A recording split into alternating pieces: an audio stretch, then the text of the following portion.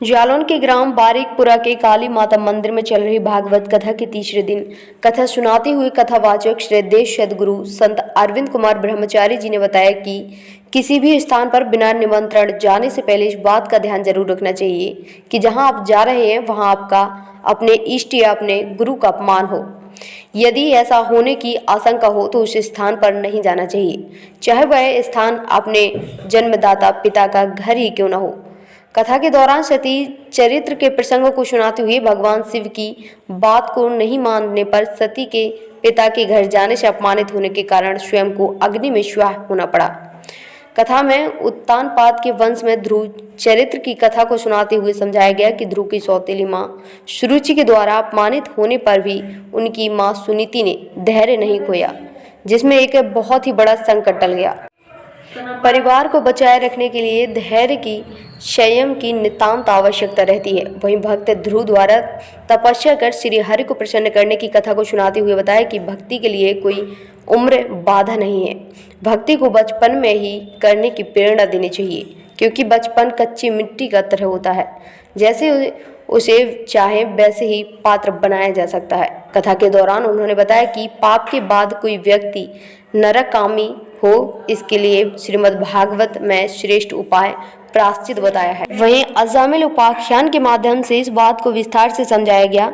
साथ ही प्रहलाद चरित्र के बारे में विस्तार से सुनाया गया और बताया गया कि भगवान नरसिंह के रूप में लोहे के खंभे को फाड़कर प्रकट होना बताता है कि प्रहलाद को विश्वास था कि मेरे भगवान इस लोहे के खंभे में भी हैं, और उस विश्वास को पूर्ण करने के लिए भगवान उसी से प्रकट हुए एवं हिरण्यकश्यप का वध कर प्रहलाद के प्राणों की रक्षा की।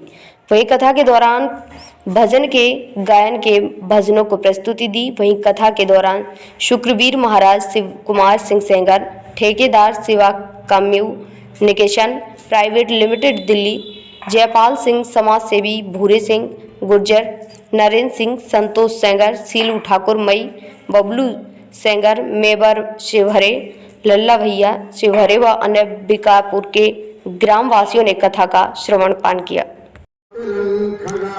महाराज जी, क्या नाम है आपका और किस स्थान पे आप रहते हो? मैं रहते हैं का पुराना सलंगा जागीर में, जिला जालौन में। अच्छा महाराज जी, जैसे कि इस मंदिर के बारे में मैंने कुछ लोगों ने बताया कि यहाँ बहुत अच्छी विशेषताएं हैं, तो क्या विशेषता है इस मंदिर की? इस मंदिर की यही व्यवस्थाएं हैं कि यहाँ पर ऐसे ही था और ये फूल फल वृक्ष खड़े हुए हैं जी, और काली जी का मंदिर है और साधु संतों का यहाँ विराजमान है और जमुना जी का तट का किनारा है, और ये इसीलिए ये यहाँ बताया गया है कि बहुत अच्छा सुहाना स्थान माना। अच्छा महाराज जी, आपके बारे में भी बताया गया, बहुत लोगों ने बताया है महाराज जी मतलब 4-6 साल से कुछ खाते पीते नहीं थे, यहाँ पे रहते थे। जब लोगों को जानकारी भाई, तो आपको ऐसी कैसी प्रकृति जली कि आप यहाँ पर मतलब? हमारी प्रकृति यही जली कि आप भगवान की चरणों की दया से हम यहाँ पर आए और भगवती की दया से जंगल में हमें तो कहीं तपस्या करनी ही थी, तो उसके वजह से आए, तो भगवती की ऐसी दया हुई, यहाँ लोगों ने बताया और भगवती के दरबार में आए और बहुत मान कृपा उन्हीं की दया से। अच्छा महाराज जी, जैसे कि यहाँ पर काफ़ी भक्त आते हैं आपके, तो उनकी मनोकामना भी पूर्ण होती होगी? हाँ बिल्कुल।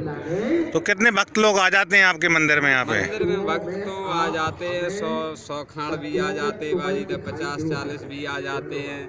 जब जैसा कानो देवी जी की कृपा होती है, उसकी भगवती की दया होती है, तो जब जैसा होता है तभी तो ऐसी आदमी आती रहती है। चैनल को आपको मैं धन्यवाद देता हूँ। यहाँ हमारा प्राचीन पुराना गांव है, जो आप पीछे की तरफ देख रहे हो। यहाँ जो है हमारे पूर्वज यहीं के निवासी थे, यहीं रहे हैं। बाद में आज से 50-60 साल पहले हम लोगों ने ये गांव छोड़ा है और ऊपर जो है बाहर खेतों में निकल के अपने अपने घर बनवाए। पहले सारा गांव यहीं पे एक साथ एकत्र रहता था।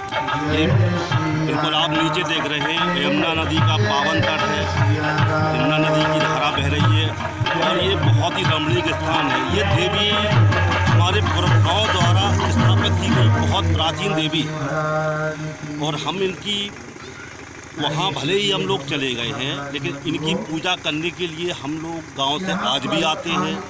बाकी पीछे और भी स्थान है, बड़े महाराज का स्थान है, एक सती देवी जो हमारे पुरखों की लड़की थी, वो सती हुई थी, यहाँ पे उनका भी भवन है, यहाँ पे पावन स्थान है उनका, उनकी भी हम लोग पूजा करते हैं। और ये जो बाबा जी हैं 5-6 साल पहले यहाँ भी पहले बिल्कुल जंगल हो गया था। हालांकि हम लोग आते थे झाड़ियों से अंदर निकल के और पूजा करने के लिए आते थे। 5-6 साल बाद पहले बाबा जी यहाँ पे आए, वो संत हैं, परम संत हैं, वो बेचारे यहाँ पे आके रहने लगे। हम लोगों को पता चला, पहले तो वो 2-3 साल तक बिल्कुल बिना अन्न के रहे हैं। अन्न आज भी वो ग्रहण नहीं करते हैं, फल फूल ही खाते हैं। उस टाइम तो मेरे हिसाब से 2-3 साल तक तो वो बेल पत्ते पानी पी के ही जीवित रहे। जब हम लोगों को उनके बारे में जानकारी हुई तो हम लोग यहाँ आए और जो हम लोगों से बना, हम लोगों ने वहाँ जगह का थोड़ा सा निर्माण करवाया और तब से यहाँ वो बराबर रह गए। पिछले साल उन्होंने ये कहा कि हम भाई एक भागवत करवाना चाहते, यज्ञ करवाना चाहते हैं। तो क्योंकि बहुत अच्छा महाराज, तो हमारे पूरे गांव ने साथ में मिलके पिछले साल भी इसी तरह से यहाँ पे यज्ञ करवाया था। उस टाइम तो यज्ञ हुआ था और अब की बार तो भागवती है और अच्छा यज्ञ हुआ था पिछले साल। और उसी तारीख में, उसी समय फरवरी माह में पिछले साल भी हुआ था। और इस साल भी फरवरी माह में महाराज ने कहा कि चलो दोबारा। तो हम लोगों ने ये सोचा है कि अच्छा पुनीत कार्य है और हमारे यहाँ पता नहीं कितने पुरखों का निवास है, क्योंकि वो सारी ज़िंदगी यहीं रहे हैं, तो उनकी आत्माएं ज़रूर यहाँ निवास करती होंगी। उसका पुण्य लाभ उनको भी मिलेगा, साथ साथ में हमको भी पुण्य लाभ मिल रहा है। इसके एवज में हम लोगों ने यहाँ पे भागवत कथा का आयोजन, अब हम लोग ये कब तक, प्लान तो ये है कि हर वर्ष यहाँ पे ये करवाते रहेंगे। और हम जालौन से मनोज शिवहरे की रिपोर्ट, UP24 न्यूज़।